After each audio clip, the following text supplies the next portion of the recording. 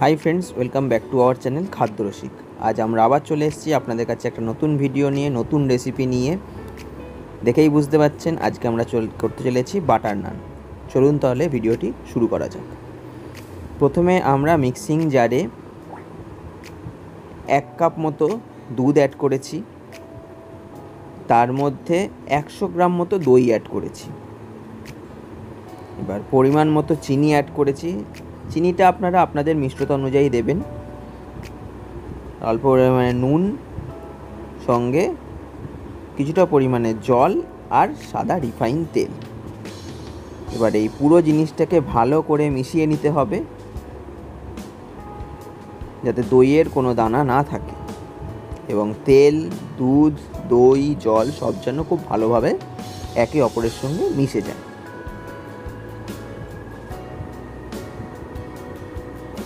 দেখুন ভালো করে মিশিয়ে নেওয়া হয়েছে। এইবার ছাঁকনির মাধ্যমে আমরা ময়দাটা চেলে নেব। আমরা এখানে 500 গ্রাম মতো ময়দা নিয়েছি। দেখতে পাচ্ছেন ছাঁকনির মাধ্যমে ভালো করে আমরা চেলে নিচ্ছি।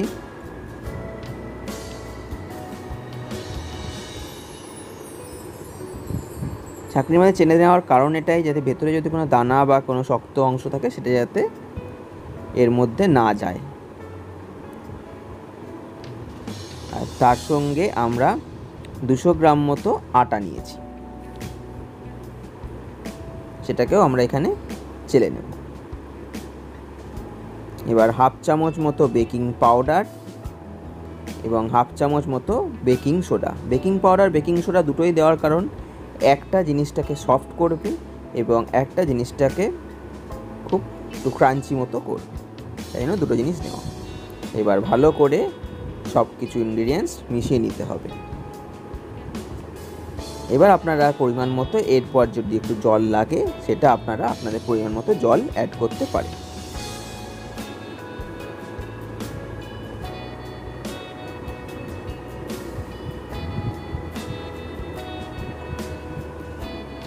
এই মাখাটা খুব একটা শক্ত করেও মাখবেন না, খুব একটা নরম করেও মাখবেন না, মিডিয়াম গোছে মাখবেন। দেখতেই পাচ্ছেন যখন মাখা হয়ে কমপ্লিট হয়ে যাবে তখন এরকম হাত থেকেও পুরো আটা বা ময়দা যেটা লেগে থাকবে হাতে সেটা ভালোভাবে ওর মধ্যে ঢুকে যাবে এবং দেখুন মাখাটা কত সফটভাবে মাখা হয়েছে। এবার এটার মধ্যে একটু রিফাইন অয়েল দিয়ে দেব, যাতে এটা ড্রাই না হয়ে যায়। তাই জন্য ভালো করে রিফাইন অয়েল চারিদিক দিয়ে ভালো করে লাগিয়ে এটাকে রেস্টে কিছুক্ষণ রেখে দেবো। আমি মোটামুটি 2 ঘন্টা মতো রেস্টে রেখেছিলাম। আপনারা চাইলে আরও বেশিক্ষণ রাত্রিবেলা মেখে পরের দিন সকালেও করতে পারেন। যত বেশিক্ষণ রেস্টে রাখবেন তত এটার সফটনেস বাড়বে। এবার একটা ভেজা কাপড় দিয়ে ওটাকে ঢেকে আমি এটাকে রেস্টে রেখেছিলাম। দেখুন রেস্ট থেকে রাখার পর দেখুন কতটা সফট হয়েছে দেখুন, এবং পরিমাণও একটু বেড়ে গেছিলো। আবার এটাকে ভালো করে একটুখানি ঠেসে নেব।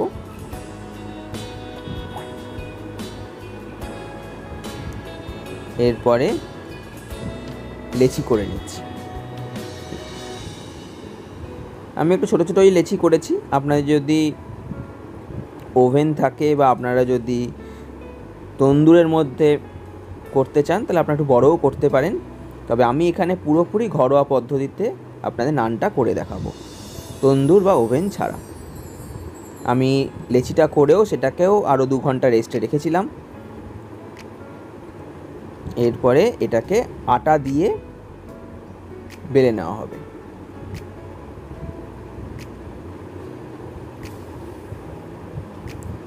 একটু লম্বা গোছের বেলবেন, যাতে নানের শেপটা নানের মতো আসে আর কি। এরকম একটা দিকে হাত দিয়ে চেপে ধরে আর একটা দিক এরকম টেনে টেনে একটু লম্বা করে নেবেন।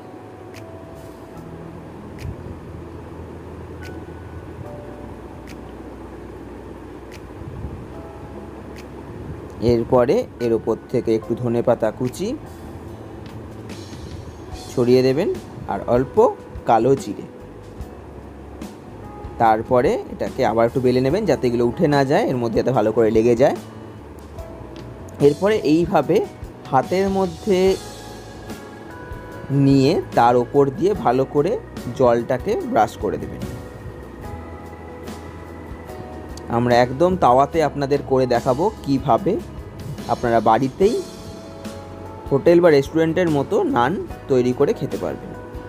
এবারে তাওয়াটাকে ভালো করে গরম করে নিয়ে সেই তাওয়ার মধ্যে যে জল লাগানোর দিকটা সেটাকে দিয়ে দিতে হবে, তাহলে ওই দিকটা লেগে ধরবে এবং ওপর দিয়ে এরকম কাঁটা চামচ দিয়ে একটু ফুটো ফুটো করে দিতে হবে, নাহলে এটা ফুলে যেতে পারে। এই ফুটো করে দেওয়ার কারণে এটা ফুলে যাবে না।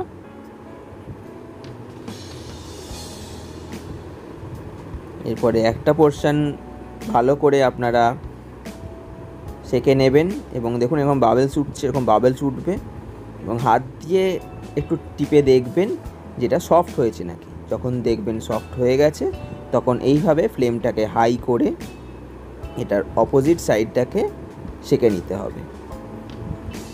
এরকম করে নিলে একদমই এটা নানের টেক্সচার যেরকম হয় ওই রকমই দেখতে লাগবে এবং ওরকমই সফট এবং ওরকমই সুন্দর খেতেও হবে। খুব বেশিক্ষণ সেঁকবেন না, তাহলে এটা ড্রাই হয়ে শক্তও হয়ে যেতে পারে। দেখুন আমাদের নান কমপ্লিট।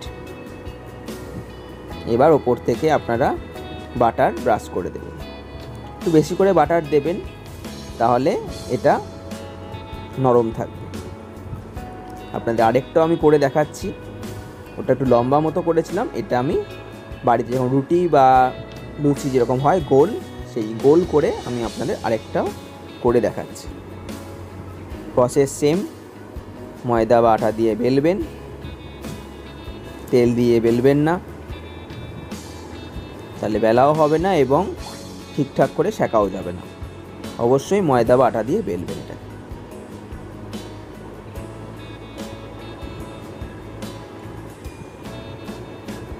এর উপর দিয়েও আবার ধনেপাতা কুচি দিয়ে দিলাম, অল্প পরিমাণে কালো জিরেও অ্যাড করে দিলাম। আপনারা চাইলে এই সেম প্রসেসে এখানে কালো জিরে বা ধনেপাতার জায়গায় রসুন কুচি দিতে পারেন, তাহলেই বাটার গার্লিক নান আপনাদের রেডি হয়ে যাবে। আবার এরকম হাতের ওপর নিয়ে নিলাম এবং অপোজিট সাইডটাকে ভালো করে জল দিয়ে ব্রাশ করে নেব।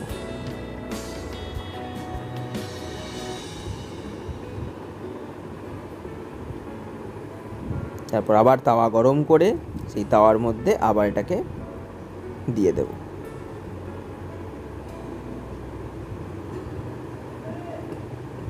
তারপর ওপর থেকে কাঁটা চামচে করে এইভাবে টুকরো করে দেবো। সেম প্রসেসের কোনো রকম ডিফারেন্স নেই, শুধুমাত্র খেয়াল রাখবেন খুব বেশি এটাকে সেঁকে ফেলবেন না।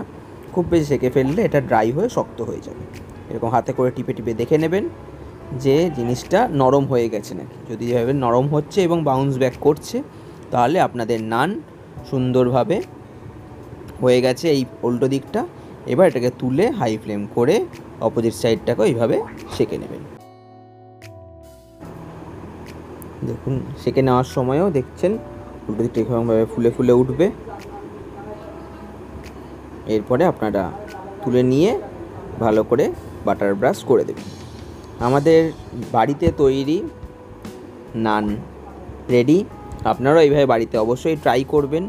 যারা এখনও পর্যন্ত আমাদের চ্যানেলটিকে সাবস্ক্রাইব করেননি, অবশ্যই সাবস্ক্রাইব করে পাশে থাকা বেল আইকনটাতে ক্লিক করবেন, যাতে এরকম সুন্দর সুন্দর ভিডিও ঘরোয়া পদ্ধতিতে করবেন সেই সমস্ত রেসিপি পাওয়ার জন্য।